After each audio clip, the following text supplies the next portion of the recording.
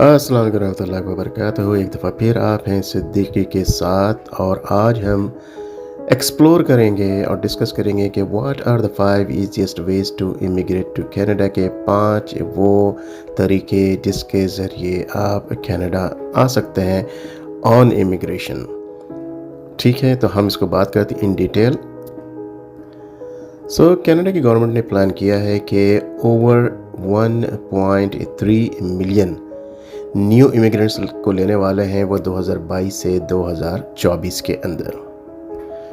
बहुत सारे तरीके हैं यहाँ पे आने के, जो 5 जो तरीके हैं जो कि वर्केबल हैं, वर्कआउट होते हैं, उसके ऊपर आते हैं लोग। वो 5 जो हैं जिसके बारे में हम डिस्कस करते हैं। तो सबसे पहले मैं आपको 2 चीज़ें बावर करा दूं। पहली बहुत बड़ी चीज़, सबसे पहली चीज़ मेरी तरफ से है कि जनाब मैं इमिग्रेशन कंसल्टेंट नहीं हूं। I am not an immigration consultant and neither an adviser. मैं आपको सिर्फ मालूमात प्रोवाइड कर रहा हूं। मैं एडवाइज़र भी नहीं हूं, मैं इमिग्रेशन कंसल्टेंट भी नहीं हूं। मैं आपको सिर्फ मालूमात प्रोवाइड कर रहा हूं। जो मेरे पास मालूमात है, जो मैंने रिसर्च की हैं, उसकी बेसिस पे। ठीक है। और दूसरी सबसे बड़ी बात जो आप जहन में रखें कि कनाडा आना इतना आसान नहीं है। अमेरिका आना आसान है, कनाडा आना इतना आसान नहीं है, ये जहन में रखिएगा। लेकिन ऐसा मुश्किल भी नहीं है, ऐसा नामुमकिन भी नहीं है, क्योंकि अगर आप सही से जो चीज़ें हैं, उसकी रिक्वायरमेंट है, उसको फॉलो करेंगे, अपने आप को उसमें एडजस्ट करेंगे, चीज़ों को इग्नोर नहीं करेंगे उसमें, तो इंशाअल्लाह ताला आप आउट ऑफ 5 कोई भी चीज़ इसमें से आपके ऊपर क्लिक करेगी, आप उसमें आ सकते हैं। It is not impossible but it is tough, it is not easy. Immigration to Canada is not easy. I just wanted to clarify to you, ये मैं आपको जहन से क्लैरिफाई करना चाहता हूँ। ठीक है, अब आगे तफसील में बात करते हैं। कनाडा के इमिग्रेशन के लिए बहुत सारे स्टेप्स में जाना आपको पड़ता है। उसकी अप्रूवल से पहले, अप्रूवल फॉर कैनेडियन इमिग्रेशन से पहले जो है उसमें बहुत सारे आपको स्टेप्स 1 बाय 1 उसको लेना पड़ता है, उसकी रिक्वायरमेंट पूरी करनी पड़ती है। और आप ये जानते हैं नहीं तो मैं आपको फिर बता दूं कि यहाँ पे आना मुश्किल नहीं है, लेकिन इजी भी नहीं है, लेकिन इसमें बहुत टाइम लग सकता है। कई महीने लग सकते हैं, कई साल लग सकते हैं। तो आप जिस दिन ये माइंड मेकअप करें कि आप अप्लाई करना चाहते हैं, जाना चाहते हैं, आपको बहुत सब्र करना पड़ेगा।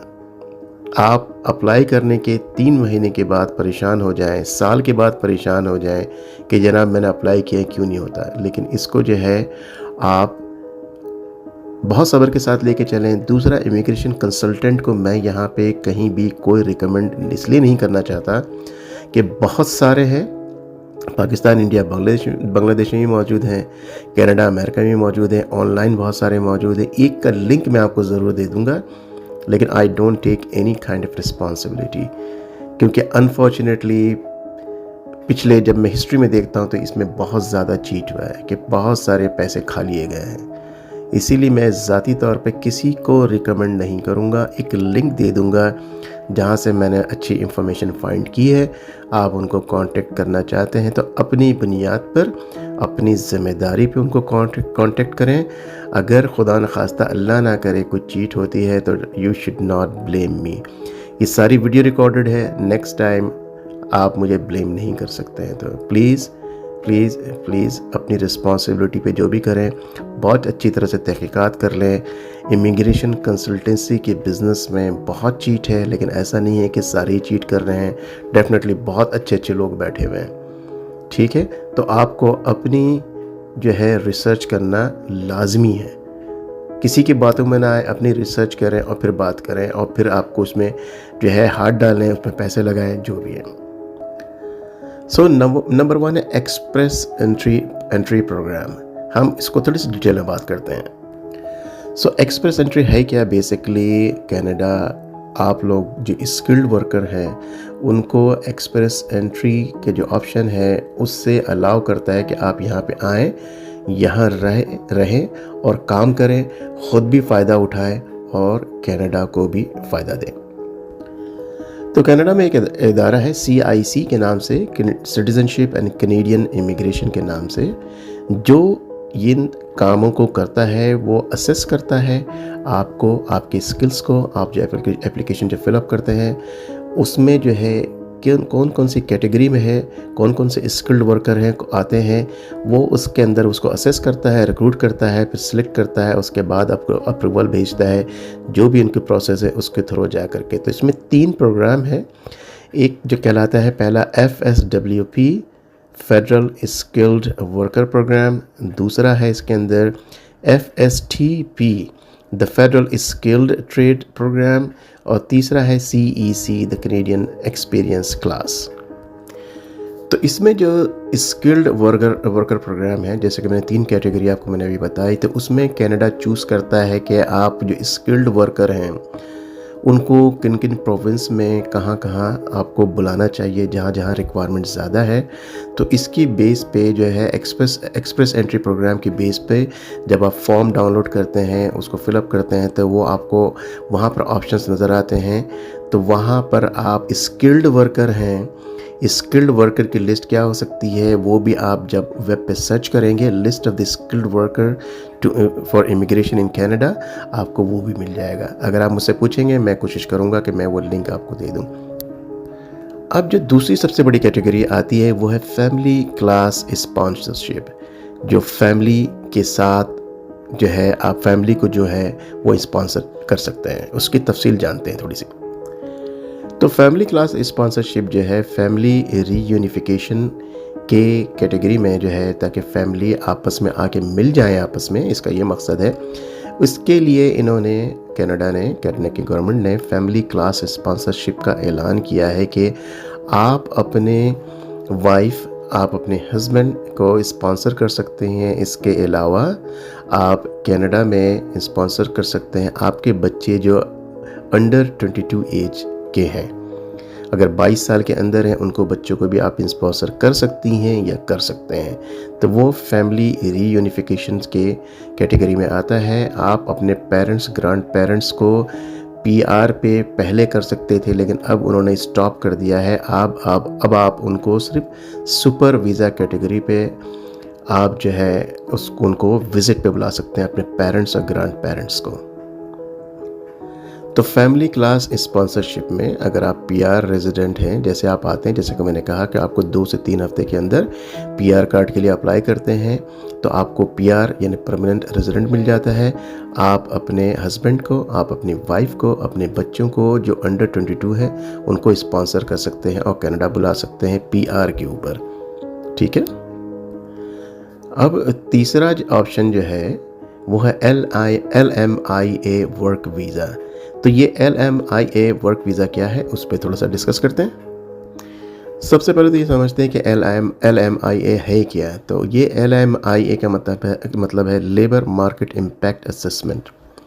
ये एम्प्लॉयर जो है, जो आजिर है, जो आपके बिजनेस है जिसका, वो एक ऑथराइजेशन डॉक्यूमेंट है कि वो उनके इशू होता है जब वो अप्लाई करते हैं to social development of Canada के जनाब उनको उनके पास और या उनकी रिक्वायरमेंट है कि कोई स्पेसिफिक जॉब के लिए जो कि कनाडा में उनको एम्प्लॉय या काम करने वाले नहीं मिल रहे हैं, तो वो उसकी बेसिस पे वो ऑथराइजेशन ले लेते हैं और उसके लिए फिर वो एम्प्लॉय ढूंढते हैं।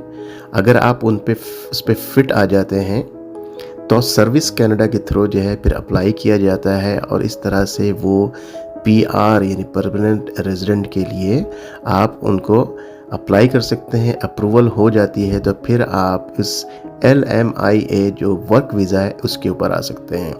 लेकिन इसके लिए जो एम्प्लॉयर है सबसे पहले उसके पास ऑथराइजेशन होनी चाहिए सोशल डेवलपमेंट ऑफ कनाडा की तरफ से। इसी तरह से अगर आप यहाँ पे विज़िट वीज़े पे आए हुए हैं और आप को कोई एम्प्लॉयर ऐसा मिल जाता है, काम करने की ऐसी जगह मिल जाती है जो LMIA सर्टिफाइड है या ऑथराइज्ड है CIC government of service Canada की तरफ से, और उसके पास वो जॉब की रिक्वायरमेंट है, तो आप उससे जो है आप उसके लिए उसके पास अप्लाई कर सकते हैं। अगर आपका LMIA अप्रूव हो जाता है तो आप वो विज़िट वीज़ा को वर्क वीज़ा में कन्वर्ट कर सकते हैं, और फिर वो वर्क वीज़ा जो है स्लोली PR यानी परमानेंट रेजिडेंट में कन्वर्ट हो जाता है, और फिर PR विदिन 5 ईयर्स अगर अप्लाई करते हैं और आप यहाँ पे स्टे करते हैं 3 ईयर्स विदिन 5 ईयर्स, फिर आप कैनेडियन सिटीजनशिप यानी पासपोर्ट के लिए भी अप्लाई कर सकते हैं। ये था उन सवालों का जवाब। यानी आमतौर पे लोग ये पूछते हैं कि क्या हम कैनेडियन विज़िट वीज़ा का जो है वहाँ पे PR में कन्वर्ट हो सकता है। तो ये इसका प्रोसेस एक हो सकता है कि अगर आपको कोई एम्प्लॉयर मिलता है जो कि LMIA ऑथोराइज्ड है या सर्टिफाइड है। अभी इस वक्त जो है एक जो मोस्ट पॉपुलर है, जो कि नंबर 4 है, वो कहलाता है PNP प्रोग्राम। इसका मतलब है द प्रोविंशियल नॉमिनी प्रोग्राम, सूबाई तौर पर। तो आप लोगों ने अक्सर ये सुना होगा कि कोई ख़ास सूबा या कोई ख़ास जगह है कनाडा का जहाँ पर बहुत सारे लोग जा रहे हैं। That is true. तो वो सिलसिला कुछ ऐसा है कि कनाडा के 12 सूबे हैं, और उन सूबों ने, बहुत सारे सूबों ने अपने इमिग्रेशन प्रोग्राम जो है वो स्टार्ट किए हुए हैं काफ़ी अरसे से, और वो फास्ट ट्रैक प्रोसेस है।